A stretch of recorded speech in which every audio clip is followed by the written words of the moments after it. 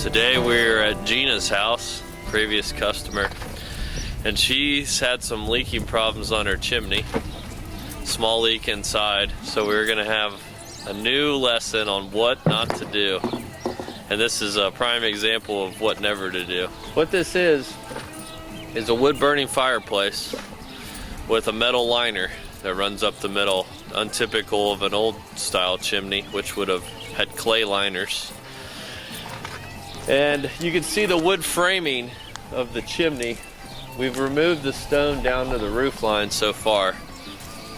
And the chimney has been built out of 2x4s and then sheeted with plywood, the subsiding. And they've laid stone, real stone, flagstone, the wide face. Instead of stacking a stone on the narrow way, stacking it up like blocks, they've laid it on the face. And there's no structural support to it whatsoever. There's no wall ties. Typically, you put a wall tie in every course of stone, which I'll show you here in a minute. But the chimney has had water coming into it for years, and it needs totally torn down and rebuilt. We had to build scaffolding up just to be able to work on this. As you can see how heavy this stone is. This chimney probably, a guesstimate, probably has about 6 tons of stone in it. So 12,000 pounds of solid rock resting on OSB and 2x4s. Right here should have never been OSB, for one. OSB gets water damaged. What is OSB? OSB is plywood sheeting that's basically a bunch of compressed fibers and it's glued together. A bunch of scrap type shredded material that's all glued together. But right here, there should have been a wall tie, and a wall tie is a piece of metal shaped in an L about like this. And it gets laid in here, nailed onto the framing, and then gets set in the mortar, and that holds all the stone together. So we're thinking with the damage, the way this looks, even down this low, we're gonna have to tear this all the way down to the ground. You can see the pile of debris that we have going right here. You can imagine how heavy that stone is right there. You know, that's resting just on top of itself. It's a terrible built chimney. We've done 2 of these recently. But we'll climb up here and see the extent of the damage.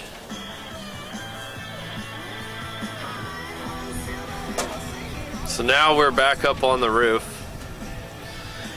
What we have here again is this is considered a chimney chase. Okay, it's not a masonry structure, even though they tried to make it a masonry structure. But this chimney is framed all in 2x4s.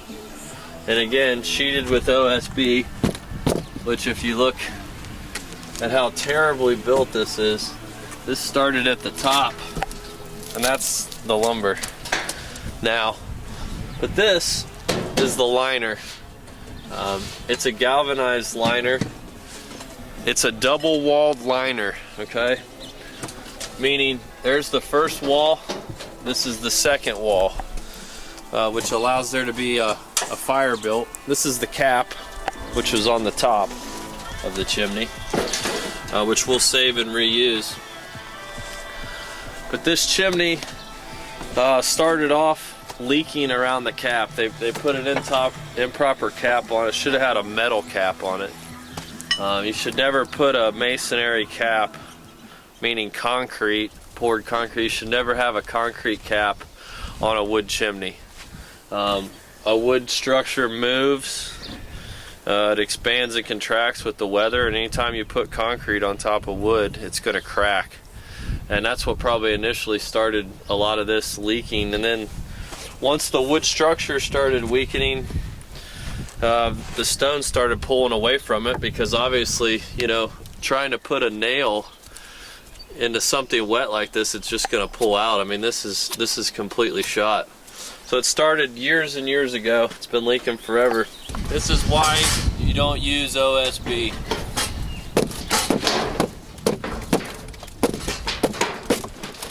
That's how easy that is to take off of there. It's we'll let Lee take it from here. I'm gonna go move the scaffold trailer out so we can pull the dump truck in the driveway and throw the debris in there.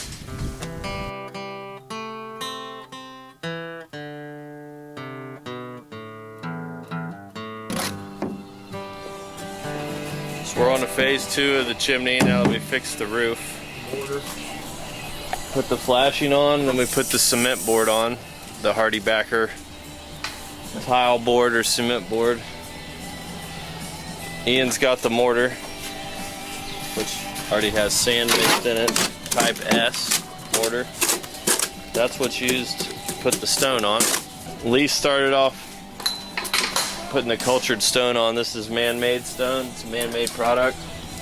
You can see it looks real, but it's actually concrete. So it weighs a lot less than regular stone. It's only half a stone. That's put on just like tile. You butter the back with some of the mortar and then stick it to the wall. They make these special pieces. This is an outside corner, which obviously goes on either corner. Then when this process is done, the gaps will go back in and fill in with mortar. Grout all this. That's the most time consuming part. The shingles that were up there, they didn't make them anymore, discontinued, so we had to steal shingles off the lower backside near the gutter so you couldn't see them and put them around the chimney to make it match. Otherwise it would have looked terrible on the house, or we would have had to put a new roof on the front of the house. This is just mortar with sand already added. We don't need to get a pile of sand. It's already pre-mixed, pre-made, makes it a lot easier, a lot less work. Just simply add water and mix it to the right consistency. It dries up really quick this time of year with the sun hot. It's good to put a board over top of it sometimes. First we'll get it about the consistency to where it's slightly wet. Kind of looks like it's gritty or cracked. You don't ever want it too dry. Needs about one more squirt of water. It dries up really fast. That's it for today. Got the basic lesson in mortar mixing, cultured stone. This is our how-to and what not to do on chimneys. Signing off for now.